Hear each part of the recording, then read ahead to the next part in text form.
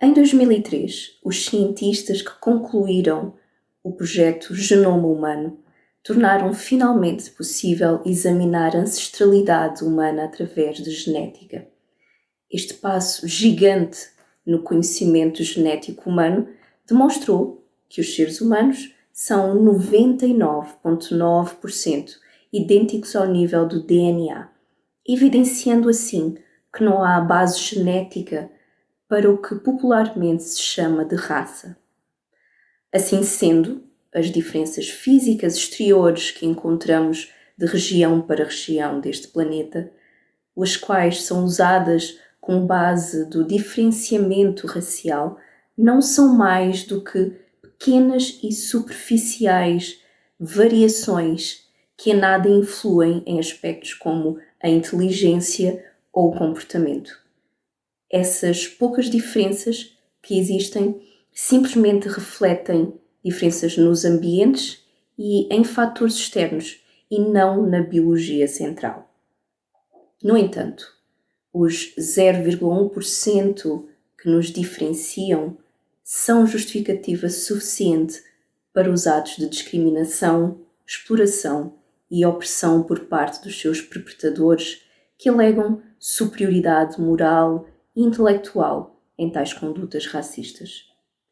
A verdade é que o racismo, assim como outros tipos de discriminação, é um dos maiores óbices do progresso humano.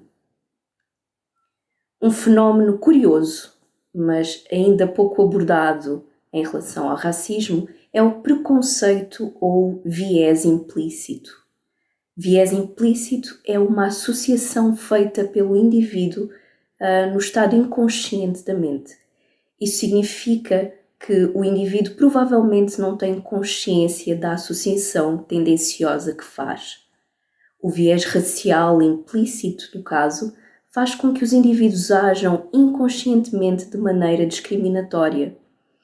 Isso não significa que o indivíduo seja abertamente racista, mas sim que as suas percepções foram moldadas por experiências e essas percepções podem resultar em pensamentos ou ações tendenciosas.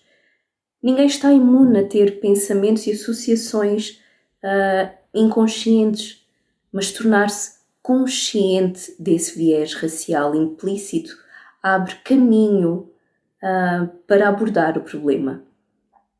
Deste modo, para se extirpar o racismo da Terra, é fundamental aliarmos reformas externas e estruturais a reformas internas ou, por outra, reformas íntimas. A reforma íntima que o Espiritismo propõe, aliado aos seus princípios basilares com Cristo, são o substrato ideal para a transformação de espíritos que permanecem ainda na ignorância e embrutecimento, os quais lhes impedem de enxergar na diversidade de culturas, etnias e proveniências existentes nesta escola Terra uma oportunidade de progresso e fraternidade. Inspirando-nos na mensagem de Jesus, os princípios de respeito, igualdade e caridade são um antídoto eficaz para combater a obscuridade e ignorância da mentalidade racista que ainda prevalece e desestabiliza a civilização humana. A ignorância tem, aliás, de ser combatida em todos nós.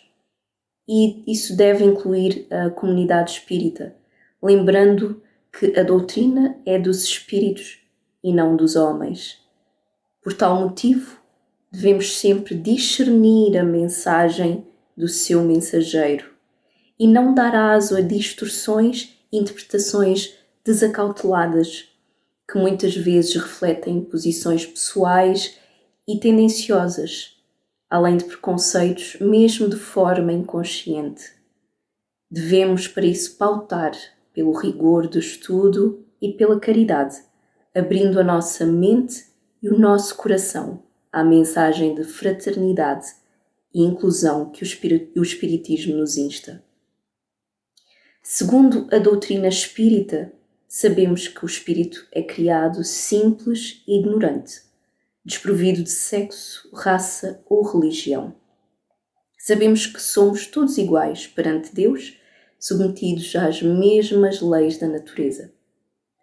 Sabemos também que, pela reencarnação, um espírito poderá tomar na Terra diferentes nacionalidades, etnias, crenças, status social e qualquer um dos sexos.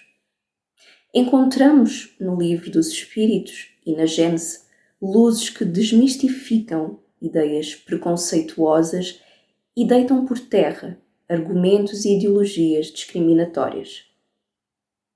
Não obstante tamanho conhecimento, a cultura espírita ainda necessita de ser mais inclusiva, seja na sua literatura e seus estudos, nas suas palestras e seus palestrantes, no respeito pelas religiões espiritualistas africanas e sua mitologia, ou no reconhecimento da comunidade espírita em África e do património espiritual do continente africano, o qual é profundo, complexo, rico e mais antigo do que muitas culturas ocidentais, compreendendo que a espiritualidade, assim como a humanidade, é um espectro com várias cores, várias perspectivas, várias vivências, sem nenhuma delas se sobrepor à outra, mas sim complementando-se mutuamente.